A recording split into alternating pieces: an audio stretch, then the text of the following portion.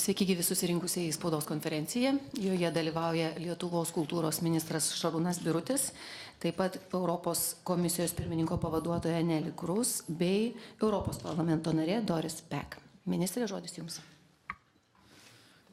Ačiū.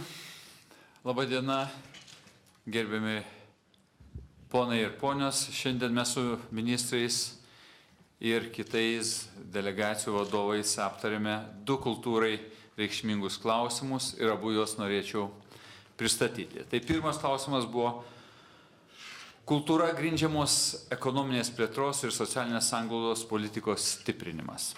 Šiuo klausimu paskelbėme mūsų pareiškimą, kuriame pakvietėme šalis narės ir Europos komisiją pirmą. Atsižvelgiant į kultūros padėtį 2014-2020 metų laikotarpio ES daugiametėse finansavimo programuose, dėti pastangas, kad kultūros ir kūrybiniai sektoriai būtų tinkamai įtraukti į tolesnės strategijas bei planavimo dokumentus visais lygiais. Toliau, paraginti politikos kūrėjus iš kitų sektorių ieškoti būdų integruoti kultūros ir kūrybinį sektorių į savo planus, atsižvelgiant į nacionalinius iššūkius ir specifiškumą. Taip pat, siekiant galutinai įtvirtinti kultūros vaidmenį, skatinti įrodymais grindžiamos politikos formavimą, įvertinant finansinių intervencijų rezultatus, poveikį tvarumo perspektyvas, siekiant įrodymais grindžiamo politikos formavimo. Antras mūsų aptartas klausimas buvo žiniasklaidos laisvės ir pliuralizmo užtikrinimo iššūkiai besikeičiančiose audiovizualinėje ir žiniasklaidos srityse. Šiuo klausimu Lietuva sieks parengti tarybos išvadas dėl žiniasklaidos pliuralizmo ir laisvės skaitmeninėje aplinkoje, kuriuose būtų atspindėtos šiandien delegacijų išsakytos nuomonės. Išvadas planuojame patvirtinti lapkričio mėnesį vyksiančioje formalioje taryboje Briuselyje. Apibendrinant diskusiją, norėčiau akcentuoti, kad dauguma valstybių mano, jog žiniasklaidos laisvės ir pliuralizmo užtikrinimas pirmiausia yra kiekvienos valstybės nacionalinės kompetencijos dalykas. Valstybės pripažįsta teigiamą Europos tarybos kaip tarptautinės organizacijos veiklą šioje srityje bei skatina ją toliau vystyti. Valstybės nesitikė, kad žiniasklaidos laisvės ir pliuralizmo užtikrinimo priemonės būtų papildomai reglamentuotos ES įpareigojančiomis nuostatomis, tačiau mano, kad ES ir ES komisija konkrečiai turėtų prisidėti, skatinant tyrimus, analizę bei remti projektus, užtikrinančius žiniasklaidos laisvės bei pliuralizmą. Ateityje tikrai sieksime subalansuoto požiūrio ir tikimės glaudaus bendradarbiavimo su Europos komisija šioje srityje. Ačiū.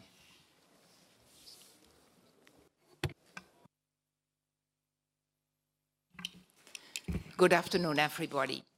I'm grateful to the Lithuania presidency. Esu dėkinga pirmininkaujančiai Lietuvai už tai, kad pirmininkaujantį Lietuva buvo pasirengusi įtraukti šį svarbų klausimą į darbotvarkę. Galbūt norite paklausti, kodėl? Todėl, kad man kelia susirūpinimą žiniasklaidos laisvės ir pliuralizmo situacija kai kuriuose valstybėse narėse. Nevyriausybinių organizacijų pranešimai ir mūsų pačių komisijos ataskaita tik patvirtino mano susirūpinimą. Komisija nuolat girdi raginimų imtis veiksmų. Parlamentas taip pat savo dviejose neseniai patvirtintose pranešimuose taip pat paragino imtis veiksmų. Ir kai kurios valstybės narės, piliečiai ir žurnalistai taip pat yra sunerimę. Dėl to mes ir įtraukime šios klausimus į darbotvarkę. Ir norėčiau akcentuoti, kad tai nėra komisijos problema, tai yra problema mums visiems. Žiniasklaidos sektorius išgyvena didelius ekonominius ir struktūrinius pokyčius, kuriuos lemia internetas. Akivaizdu, kad tik laisva ir teisinga žiniasklaida gali remti demokratiją ir šis dalykas tampa vis svarbesnis. Diskusija dėl ES kompetencijos, žiniasklaidos laisvės ir pluralizmo yra visiškai pagrįsta, aš to neabejoju. Tačiau neatsiekime šių diskusijų nuo esmės, kas yra pastatyta ant kortos ir su kokiamis problemomis mes susidurėme. Aš nenoriu dubliuoti jau atliekiamo darbo, mes ir taip turime pakankamai darbo, taigi to nedarysiu. Tačiau besikartojančios problemos keliose valstybėse narėse rodo, kad dabartinės pastangos nėra pakankamos nei naujose, nei senose valstybėse narėse. Demokratija, laisvė yra neatsiejama Europos audinio dalis. Yra vertybės, kurias mes turime apsaugoti, turiu galvoje ir kad turime apsaugoti laisvą žiniasklaidos sektorių ir jo pluralizmą. Mes įvertinome žiniasklaidos padėtį ES šalyse kandidatėse. Čia laikomės labai griežtos pozicijos, prašome pokyčių ir labiau nutolusiose šalyse. Ir ES tikrai neatrodytų patikimai, jeigu patys ES piliečiai nematytų, kad ta laisvė yra apsaugota, jeigu bus mūsų viduje pažeidimų ir apribojimų. Žmonės Turkijoje ir Azerbaidžiane tada mūsų tiesiog nesiklausys. Aš žinau, kad daugelis valstybių narių yra išreiškusios susirūpinimą dėl komisijos kompetencijos žiniasklaidos laisvės ir pluralizmo srityje. Aš pripažįstu, kad nėra visiems tinkančio sprendimo, kadangi žiniasklaidos padėtis labai skirtinga valstybėse narėse. Bet aš nekalbu apie dabartinės kompetencijas. Man kelia susirūpinimą du dalykai. Tai yra žiniasklaidos reguliavimo tarnybų nepriklausomybė ir žiniasklaidos priemonių nuosavybės skaidrumas. Ir mes dabar svarstome galimus tolesnius veiksmus. Galiu Jūs patikinti, kad mes tikrai neketiname reguliuoti, kontroliuoti žiniasklaidos. Apie tai nekalbame. Bet būsiu visiškai atvira. Tikrai į šį sektorių sunku kištis ir tikrai nedarysime to lengva ranka, bet kita vertus labai būtų sudėtinga ir nesikišti, nes yra tam tikrų reguliariai besikartojančių problemų daugelį ES kampelių ir jos kelia didelę grėsmę mūsų vertybėms. Neseniai kai kurios valstybės narės paprašė patvirtinti kad ES imtųsi veiksmų. Žinoma, ES gali veikti tik savo įgaliojimų ribose. Mes visais lygiais turime griežčiau vertinti savo prievolės ir mes negalime ignoruoti tų problemų. Aš asmeniškai nenoriu jų ignoruoti. Mes negalime visos kalties suversti krizei, negalime nuolat tiesiog neveiksmingai skustis. Ir aš tikrai laukiu diskusijų ir parlamente ir žinau, kad parlamentas neleidžia man užsnūsti. Taigi negaliu nekreipti dėmesio ir į parlamento darbą. Taigi negalime tarpusavyje susitarti, ignoruoti tų problemų, negalime užmerkti akių, kai kyla grėsmė ES vertybėms. Tikrai negalime slėptis nuo šių problemų. Jeigu neprieštarausite, aš dar pasinaudosiu progą ir pasakysiu, kad ne vien dėl šios priežasties atvykau į Lietuvą, nors tai jau buvo pakankama priežastis, nenoriu, kad mane neteisingai suprastumėte. Aš diskutavau su jūsų prezidente, ministru pirmininku ir ministru atsakingų už telekomunikacijų ir susisiekimo klausimus. Taigi aptarėme dar vieną svarbų klausimą, kuris yra susijęs su ES konkurencingumu. Čia turiu galvoje pasiūlymą dėl telekomunikacijų bendros rinkos. Įvyko labai naudingas susitikimas su ministru pirmininku ir prezidente. Mums būtina pirmininkaujančios Lietuvos parama, kad mūsų pasiūlymas siekiant užbaigti kurti telekomunikacijų rinką pasistumėtų į priekį. Ši rinka yra lyg mūsų karūnos brangakmenis, ta rinka dar nėra iki galo užbaigta kurti, bet ji veikia ir kol kas joje trūksta vieno segmento, nėra bendros telekomunikacijų rinkos.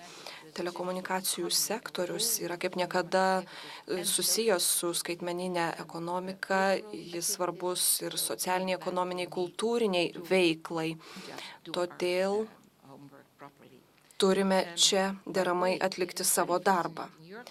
Ir beje, labai įdomu tai, kad ministrė jūsų šalyje yra vienas greičiausių pasaulyje plačiajuosčių internetų, taip pat prie interneto yra prisijungę daugybė mokyklų. Manau, kad tokiais pavyzdžiais reikėtų vadovautis reformuojant Europos telekomunikacijų sektorių ir siekiant užtikrinti didelės spartos prieigą prie interneto visiems Europos piliečiams. Ir aš labai džiaugiuosi, kad jūs rengsite aukšto lygio informacinių technologijų lyderių susitikimą, taip pat po kelių savaičių vyks ir Europos vadovų taryba. Mums reikia, kad būtų panaikinti skirtumai tarp mažiau pasiturinčių ir turtingiausių valstybių narių. Manau, kad sprendimų yra. Interneto ryšys turi lemiamos reikšmės visiems ūkio sektoriams. Tai gali sukurti modernius sektorius, skatinti konkurencingumą. Tai padeda mums dalintis savo kultūrą, taip pat dalintis skirtumais teigiamą prasme. Tai yra sprendimas taip pat ir siekiant įveikti tą nepriimtinai didelį jaunimo nedarbo lygį. Ir telekomunikacijų sektorius čia mums gali pagelbėti.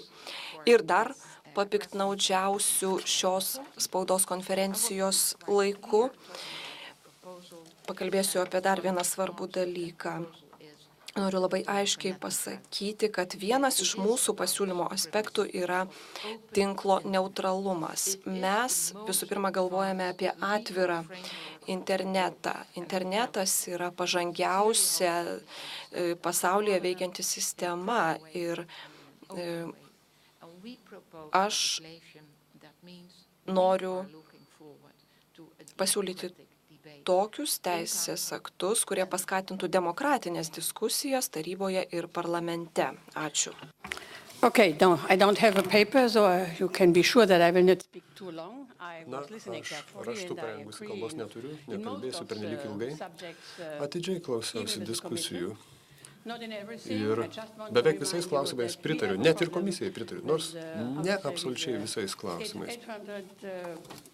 With the 700 broadband sector, because I think it's not the time to speak on this. Dabar galbūt nelaikas kalbėti apie plačiajuostį internetą. Tikiuosi, kad sutarsime tais klausimais. Vakar ir šiandien skirtingi klausimai buvo nagrinėjami. Šiandien kalbėjome apie žurnalizmo skaitmeninimą. Tai tarsi tyriamoji žurnalistika, bet tai ir grėsmė tyriamai žurnalistikai, nes gali atsitikti taip, kad atskleidžiami informacijos šaltiniai.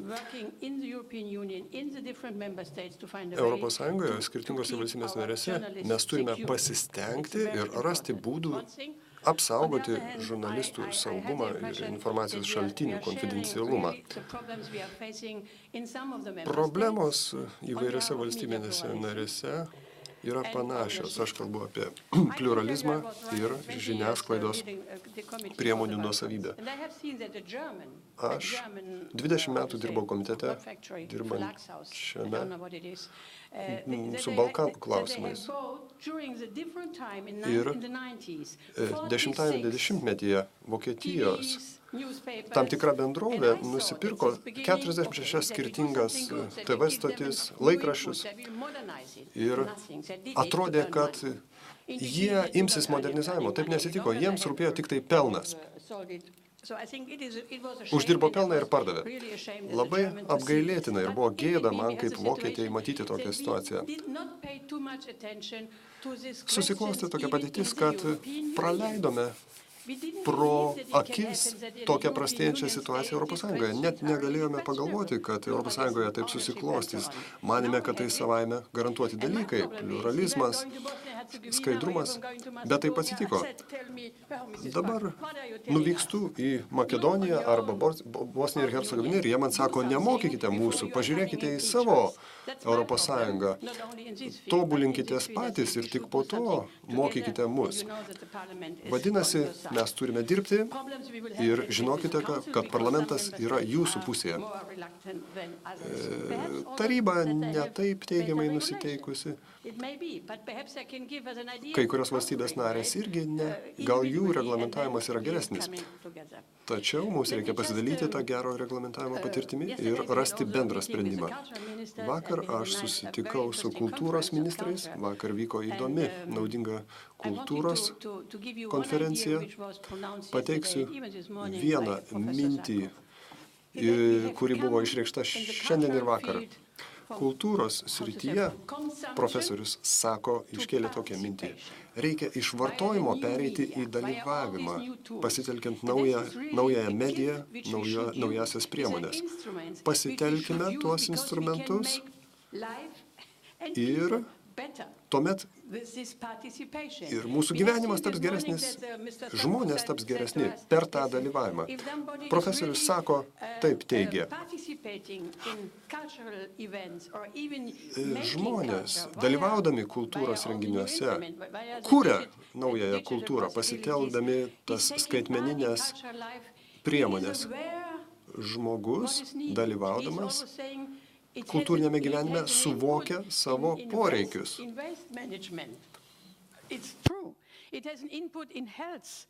Pavyzdžiui, suvokia tokias problemas kaip atliekų tvarkymas, kaip užtikrinti geresnį senėjimą mūsų piliečiams. Mes dažnai pamirštame šitos klausimus ir labai gerai, kad vakar ir šiandien apie šitas problemas kalbėjomės. Tikiuosi, kad jūs jau jaučiate ar šiek tiek pajusite, kad atmosfera tame susitikime su valstybės narėmis tvyrojo gera.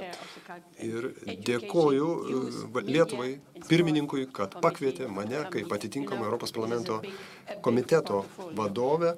Tai komitetas atsakingas už švietimą, jaunimą, mediją ir sportą. Aš esu jo pirmininkė ir atvykau čia, todėl kad atsakomybė, aišku, priklauso ir valstybėms narėms, vietos valdžiai, tačiau mes, Europos institucijos, irgi galime daug ką nuveikti. Mes vykdome daug naudingų programų.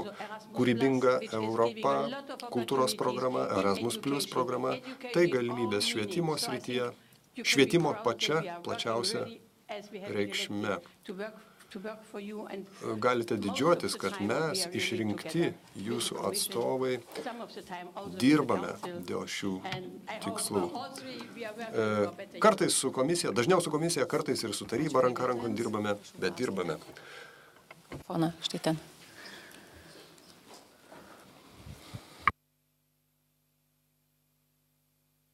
LNK žinios, Liuda Kudinova. Aš klausiu lietuviškai, bet paklausiu viešnių, tiek komisarės, tiek Europos parlamento atstovės. Prieš 1,5 metų Europos parlamente ir apskritai Europos Sąjungoje fiasko patyrė garsusis dokumentas ACTA. Apie piratavimą internete norėčiau paklausti. Ar šiuo metu yra kažkokia tai prognozė, koks likimas laukia šio dokumento, ar jisai bus taisomas ir bandomas priimti Europoje iš naujo, ar bus pasiūlyta kažkokia alternatyva, kaip Europa turėtų reguliuoti kovą su piratavimu ir kuria kryptimi judėti?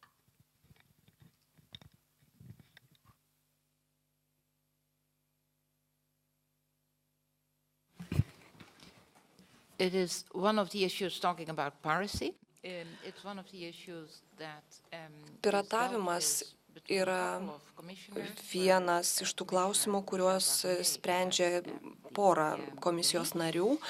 Pagrindinis vaidmuo čia tenka komisijos nariui Michel Barnier, tačiau ir aš prisidedu prie šio darbo. Akivaizdu, kad reikia kovoti su šios problemos tikruoju šaltiniu, tikrąją priežastimi, o ne tik bandyti bausti už tos problemos padarinius. Taigi jau beveik baigėsi laikas, iki kada turime pateikti pasiūlymą, bet to ir šiai komisijai dirbti liko mažiau nei metai. Vyksta daug konsultacijų, dirba įvairios suinteresuotosios grupės. Turiu pasakyti, kad mano nuomonė, jeigu mes greitai nesimsime veiksmų, tai manau, mus pralenks kitos iniciatyvos ir mes turėtume prisimti atsakomybę. Ir paskutinė pastaba.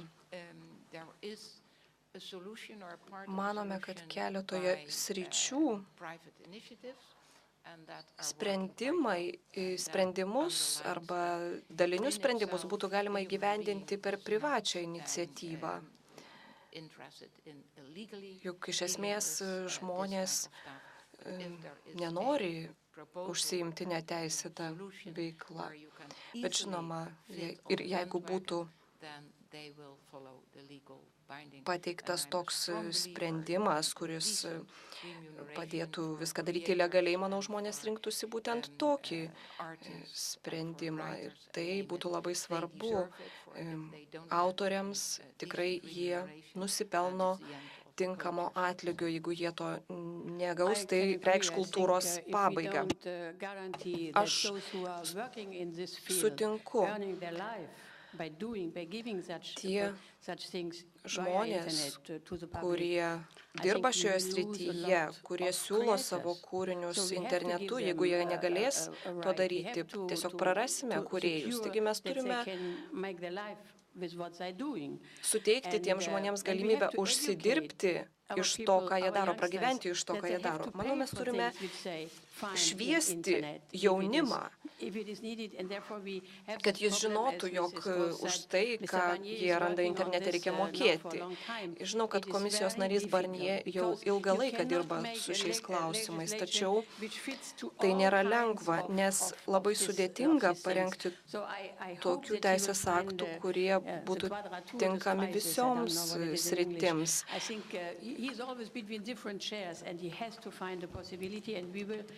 Tačiau reikia ieškoti galimybių. Žinoma, pritarsime sprendimui, jeigu jis bus pasiūlytas, tačiau tas darbas nevyks už uždarų durų. Mes dirbsime atvirai. Turiu pasakyti, kad bent jau, kai buvo svarstoma aktą, buvo sudarytas įspūdis, kad viskas vyko už uždarų durų, nors iš tikrųjų taip ir nebuvo, bet dabar jau mes pasimokėme iš šių klaidų.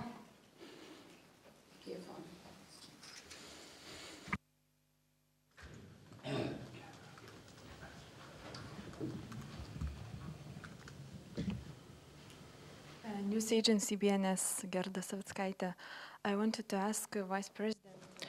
BNS Gerda Savickaitė. Norėjau paklausti komisijos, kuriuose šalyse žiniasklaidos padėtis kelia daugiausia problemų ir ar Lietuva yra viena iš tų šalių?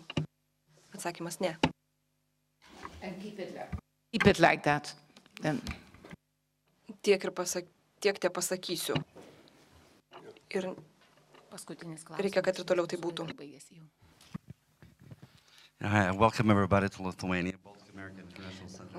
Labadiena, Baltijos Amerikos žmogaus teisų centras, Human Rights Watch International. Aš manau, kad Lietuvos žiniasklaidos ir žurnalistikos problema, didžiausia problema yra skaidrumas. Kai kurie žurnalistai patenka į tam tikras pinkles, jie apsiriboja vien kritiką vyriausybei. Kai kurie laikraščiai, pavyzdžiui, net nepriima straipsnių apie diskriminaciją teisingumo sistemoje ir teisėsaugos sistemoje. Taip pat nerašoma apie nenuoseklų teisės aktų taikymą. Aš, kai Lietuva įstojau į Europos Sąjungą, buvau gavęs raštą ir turiu pasakyti, kad ir prezidentė Grybauskaitė pripažįsta, kad teismuose egzistuoja korupcijos problema. I'd like to ask Ms. Doris Pack and Neil Cruz. Taigi, klausimas Nelly Cruz ir Doris Pack. Tikiuosi teisingai ištariau jūsų pavardę. Mes šią informaciją siunčiame Europos komisijai ir Europos parlamentui, tačiau nėra priemonių, kaip kovoti su korupcija teismų sistemoje. Jeigu teisėjai daro nusikaltimus, tai jie turi dėl to prisimti atsakomybę, turi būti patraukti atsakomybėn. Tačiau Lietuvoje priemonių su to kovoti nėra. Trumpas atsakymas. Tikrai mes negalime nieko pakeisti jūsų šalyje. Jūs esate nepriklausoma šalis, visą teisę ES šalis ir turite paisyti ES taisyklių, o jos visiems yra vienodos.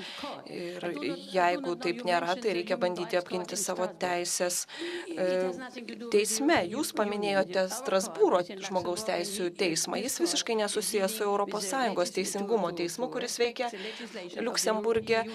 Būtent šis teismas sprendžia bylas susijusius su ES teisės aktų taikymu. O jūs kalbėjote apie Strasbūro teismą, kuris nepatenka į mūsų kompetenciją. Ir manau, kad negalima švaistytis teiginiais, kad teisingumo sistema yra korumpuota. Jeigu tik turite įrodymų, tai galima daryti. Aš manau, kad jūs Lietuvoje turite prašyti, kad politikai kažko imtis, tačiau neprašykite to mūsų, mes negalime įsikišti, mes galime tik paraginti kažko imtis. Ačiū visiems, geros dienos.